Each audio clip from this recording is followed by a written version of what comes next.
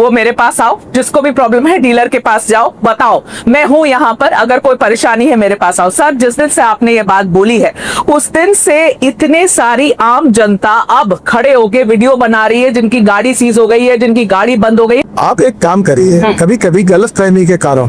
अच्छा लेकिन हर कोई गुमराह हो रहा है सर, हर कोई जो अपनी कंप्लेंट ला रहा है वो गलत है। पहली बात तो एक काम करिए कि जितने जितने लोग आपको मिलते हैं उनको कहिए कि आप डीलर के पास जाकर रजिस्टर करके उसका चेकिंग करके करिए। आपकी गाड़ी गारंटी पीरियड में है। गारंटी पीरियड में गाड़ी ना हो तो, गारंटी पीरियड में ना हो और इथेनॉल की वजह से खराब हो रही है तो सर्टिफिकेट लाओ।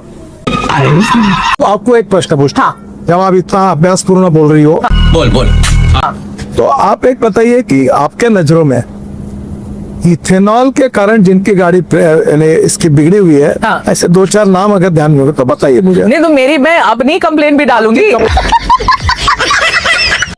कंप्लेंट में तो अभी तक आपने गई नहीं डीलर के पास। नहीं तो अब डीलर के पास जाने के बाद आपके पास तबीयत खराब हो गई, हाँ, तो घर में बैठ के डॉक्टर को गालियां दोगी? घर में बैठ के कोई किसी को गालियां नहीं दे रहा है नितिन सर, ये बहुत ही गलत बात है। इतने सारे लोग, समझ रहे हो, ARAI की रिपोर्ट जो लीक हुई है उस रिपोर्ट में ये बात 2-3 बात मानी गई है कि जो फ्यूल पंप है, जो रबर के पार्ट्स हैं, उनमें खराबी आ सकती है अगर आप E20 एथेनॉल यूज करते हैं, जो कि E10 कंप्लायंट इंजन है उसमें।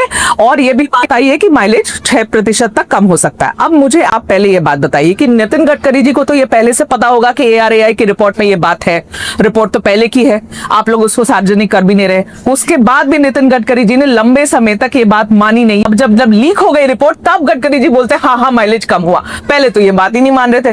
तो आप पहले आपसे कोई सवाल जो बोल रहे हैं उसका कोई संबंध नहीं संबंध है। पहले दिन से कह रहा हूँ कि इथेनॉल की कैलोरिक वैल्यू, मैं टेक्निकल बात कर रहा हूँ, और पेट्रोल के कैलोरिक वैल्यू में फर्क है।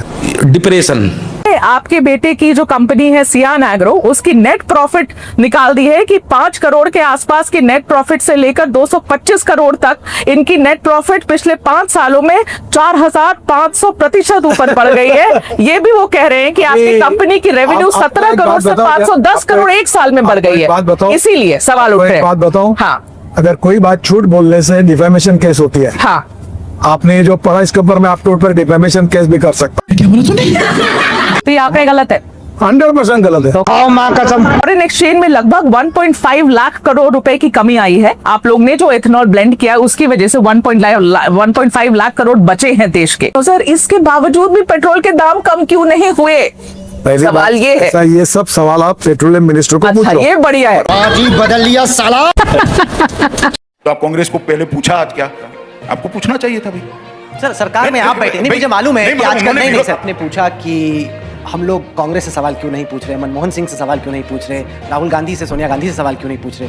सर देश की जनता ने आपको चुना है सरकार चलाने के लिए, जो सत्ता में बैठता है सवाल उससे पूछे जाते हैं। बात तो सही है।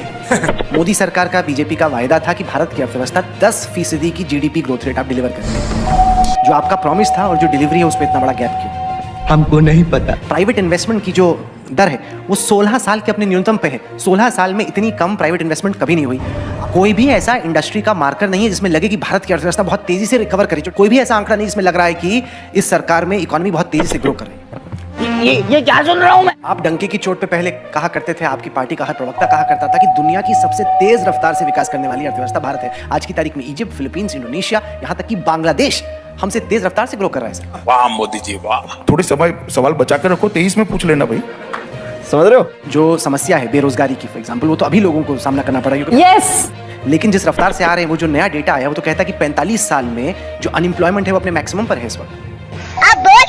देखिए राहुल जी, आप कुरेज कर सारी बातें पूछेंगे, मैं इतना कहूँ। ऐसा क्यों होता है सर कि जिन लोगों के खिलाफ इन्वेस्टिगेशन हो रहा है वो लोग हैं जो कि बीजेपी के विरोध में खड़े हैं, जैसे कि ढेर सारे ऐसे हैं जो बीजेपी के विरोध में नहीं।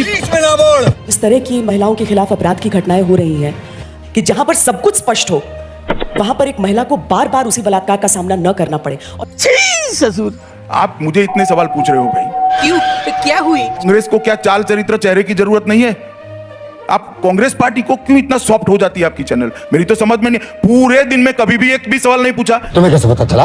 अगर आपके सवाल की लिस्ट में वो आएंगे ही नहीं, कहीं पर भी सवाल नहीं, बता दो, चलो मैं मेरी बात वापस लेने के लिए तैयार, या तो आप फिर स्वीकार कर लो। नहीं, मैं बताता हूं ना, देश की जनता आपसे उम्मीद रखती है, इसीलिए आपको 303 देश की जनता हमसे, पार्टी विद द डिफरेंस आप हैं, इसलिए सवाल आपसे पूछे जाएंगे। देश की जनता आपसे उम्मीद रखती है कि आप भी कांग्रेस से कड़े सवाल करो। नहीं बेटा ये ठीक नहीं है। ये तो लेने के देने पर